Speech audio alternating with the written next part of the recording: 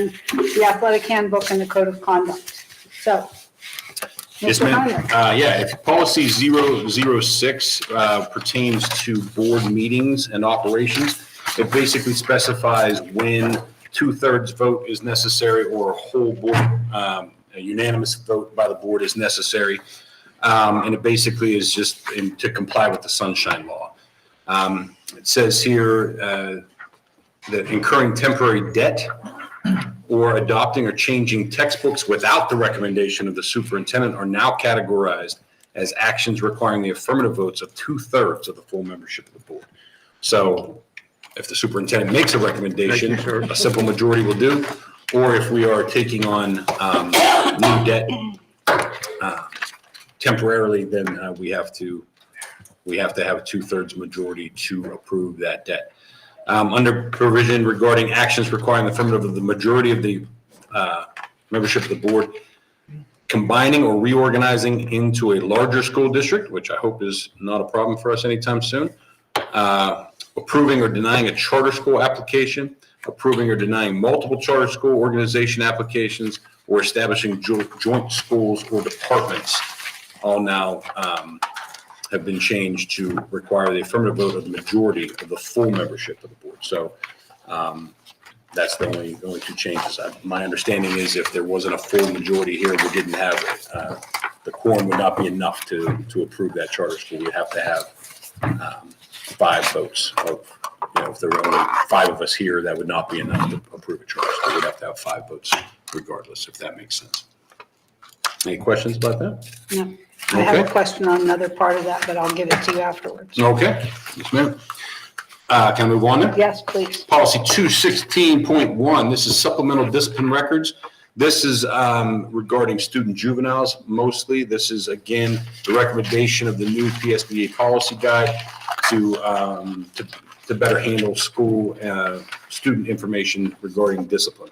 Juvenile probation officer is required to provide notice to the building principal and to his or her designee upon filing or finding a juvenile who is enrolled in a school entity to be delinquent. The changes here are the information that is contained in the notice of the school, the acknowledgement of the notice of information has to, the procedures have to be updated, that we will make sure that we are in communication with the juvenile office, that they are giving us the complete information, we are acknowledging acceptance of those information. And that the maintenance of that information is held separately outside the school, the student school record. So the juvenile record is held separately from the school record. And then this policy change limits the number of personnel who have access to that juvenile record. So again, it's just to provide privacy rights to students who get themselves into trouble. That's it. And again, this is recommended by PSBA to fall in line with legal recommendations. Any questions? I have another comment on that. That's just, it's wordsmithing. Okay. I'll give that to you after. Yes, ma'am. And the next one. Yes, policy 251, students experiencing homelessness, foster care, other educational instability. This one's more about graduation. It used to be that a student with an IEP had the right to stay in schools until they were age 21, which they still have that right. However, the law now is changing to say if the IEP team recommends that student graduates before age 21, that student will graduate before age 21. That the student does not, it used to be that they would walk at their graduation when 18, and we would continue to provide services until 21 if the parent wanted it.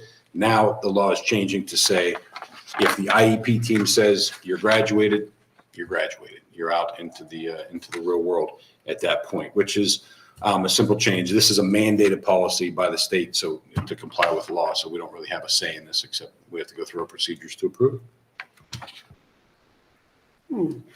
Now, does the IEP as a whole have to agree, or the majority rules, or? So the IEP team, like at the school team, if that was the school team's decision, the parent would disagree with that school team decision, then that would follow that parent could file for a due process meeting, contact the Office of Dispute Resolution. So ideally you have the entire team that agrees to that. And if not, then, those due process would be allowed for those that are in disagreement. There is also a slight change in law. So if a student is experiencing homelessness and has an IEP, that the policy be changed to read that they can graduate in completion of their goals established in the IEP in accordance with the applicable law, regulations, board policy, administrative regulations, and state guidance, which just again allows the IEP team to make the best decision for that child rather than like if they didn't check all the boxes or they didn't take health and phys ed each year, if they're experiencing homelessness and the IEP team says they've met their goals, they get to graduate. Okay. I got a question about that later too after we're done. Okay. Yeah, me too. Sounds good. All right. Okay. Finally, we have the updates to the athletic handbook and code of conduct that we have been working on over the last week. I don't know if Mr. Rohn, if you want to report out on the status of the situation here, where we are. If we still have a few edits to make, I understand from the email chains this morning, but we're in a pretty good spot. Yeah, made some significant revisions for the first draft that I created to not only take out some things that didn't quite pertain to parents or students, but just the coaches who took those out, working on a separate coaches manual in the process. And that's about it. Again, this change is more in line with parents and fans interacting with coaches, players, officials, and it's basically just setting some ground rules to give us a procedure and a plan of a course of action if someone would approach a coach inappropriately. It kind of sets out some guidelines, what you can talk to a coach about, what you can't talk to a coach about. If you feel the coach is not motivating or belittling your child, absolutely, you have a right to step up and handle that and request a meeting. And we put in the policy that Mr. Rohn would meet with the parent and the coach and the student as a team to work to a resolution there. However, if you want to complain because your kid's not starting a varsity sport, that's not really your call, right? We hire these professionals to make those decisions.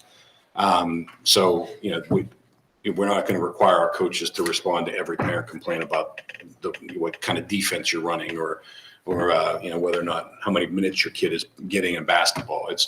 We're going to leave that to the professionals we hire. If they have complaints, they can absolutely send them to Mr. Rohn, or myself or any of the principals, but we don't want them to break the coaches. And the reason the number of coach applications is dropping significantly, and the average age of officials, I was told, in football is 61 years of age.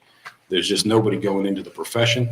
It's a tough profession. It's something that if they all disappear because we're too rough on them, there's not going to be any sports pretty soon, or the cost of sports are going to be so high that we're not going to be able to offer them. So we just want to make sure that we set the example, we set the expectations clearly, and we work to resolutions as a team rather than, getting into these shooting matches, words. In that vein, I like the way that the parent one was worded. I supported 100%. I think there should be a pipeline maybe from the athletic director standpoint when somebody does have a complaint about a ref, channel them into some kind of training, become a ref yourself. If they have that much interest in the sport, why aren't they involved? And you need to promote that a little bit. And we've actually seen districts that have policies like that, where if you get in trouble or get ejected from a game, you have to actually ref a junior high. That's a penalty. That is a penalty. I know some How do they seniors. enforce that? Yeah, some seniors last year were coaching Little League and they didn't last more than 2 games. There wasn't a whole lot of support. They didn't have a lot of education and they knew the game, but they were out after a couple of games. It's tough. Those guys and girls do not make a whole lot of money to do that Right. job. It's a labor of love. Doesn't matter how much money. Yeah, it's just it's an easy job to walk away from. Is my point. If they get berated too often, so it's something we got to work on as a community, as a society, and we just want to set the example and the expectation for our fans and our families that that's not how we're going to act here. And if there are complaints, there's a proper procedure, and we're going to work for the best interest of the child, not just if they do have a legitimate complaint about an official. PIAA has a complaint process. You can file a complaint with the PIAA or the WPIAL about a particular official. So there's a process in place for that already, but we don't do that in the moment and set a bad example for our kids here. Couple comments. Go ahead. I was just gonna say, in the process, I want to also just support our coaches too. Right. That's my main goal with all of this, is to limit the turnover in our head coaching positions, because we have some really good people in those positions, but I think the beratement from fans, spectators is getting out of hand, and I just want to be able to support them at the end of the day and show them that I support them. And I think this is a strong way to do that, so that we have policies and guidelines in place to support them and hear them out, and at the same time support the student athlete as well. Correct. And Dan and I talked a little bit ahead of time before this when he was, coming up with this concept, and he did a good job laying it out, where it's like, look, in the developmental stages, when they're in the younger grades, absolutely, we got to work toward playing time and developing the athlete. When we get to varsity, we're trying to win championships. That's what they all work toward. And, it's a different mindset. So if, we'll try to get your kid in when we can, but, we're there to win the game. So that's really what it is at the varsity level. And I think that makes sense. I mean, whether it's fair or not, athletics is often like the front porch of the school district. That's what people see. And that's what, they see in the paper. That's what they experience. And they don't come to the policy and personnel committee meeting, but they'll come to the game on Friday night and they'll see how people act. So, Three things now, following up on your most recent comment. I agree, you got to support the coaches, but be careful that you don't over support them without evidence. Make sure we step back, we'll do an investigation. Everybody's innocent until they're proven guilty. You don't, because that's happened in the past where the coach or the assistant coach was right away supported, and then it was found out that they were in the wrong. So that can really put a black mark on our district. Oh, absolutely. And then reading through this, is there another word? Because, let me ask this. Is it Yes, sir. inappropriate that I don't think we mentioned guardians in the document. We say parents. Does it say? Parents / Parents and guardians. guardians. I can't Even at guarantee the that it end? was every time. Right, Yeah. Even on the signature page? Yeah. Yes, we did? yes. Okay. I must have read it too quick. If I not, we have can a fix it. correction Yeah. for the signature page I too, know it but was in yeah. there something, yeah. Okay, It might not have been every time. yeah. And then, and I don't remember which document it was, but we start out talking about sons and daughters. Then we go to child and children. And then we talk about student athletes. I think, and Tom, mentioned some of this, but he didn't mention the son and daughter starting out at the top. Yeah. We need to find whatever term or, it is, and we stick with it throughout the whole Yeah, thing. consistent. That's, The problem is, so like for the parents' code of conduct, the listing, where it's, I understand that I am not on my child's team. Tom said, change that to athlete. I think in that section, child is okay, because that parent is reading that and they need to understand that they are not on their child's team. And they are to do this for their child's school and so forth. To put in athlete there, strange, offspring, son, daughter, Well, that I athlete think makes a should lot be- of sense for like the foreign exchange students and stuff, because I would have to sign this That's true. for the Spaniard, and he's right. that's true. not my I didn't kid, think about that. I'd still have to sign it, for him to participate. So, The other choice was student hyphen athlete. And that just, do you realize how many times student athlete was in those documents? It's like, oh, and that's part of my thinking for Well, why wouldn't it some be changes were student? made. Because that's what we're talking about. This is an athletic Well, so thing. So in that case, it could we be just have to say athlete, student, right? Is that because they're all Jim? they're all students. they're all students, they're all athletes, Right. so I And the think people either would reading be this okay are with the me. athletes. It's assumed they're students. So it got changed to athletes a lot of the way. And then today, second read, I just saw the son, daughter. And I thought, well, maybe that, but That doesn't take care of, Right. Sure. Yeah, I think it simplifies it if we stick to like student or athlete. I'm okay with either because both would always apply. You're not participating if you're not a student or an athlete. So either way, you guys. I'm good with student.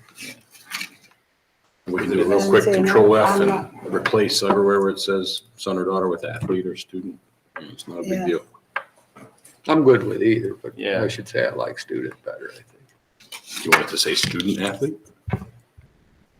no, I don't want to say student. I'm trying to But simplify. my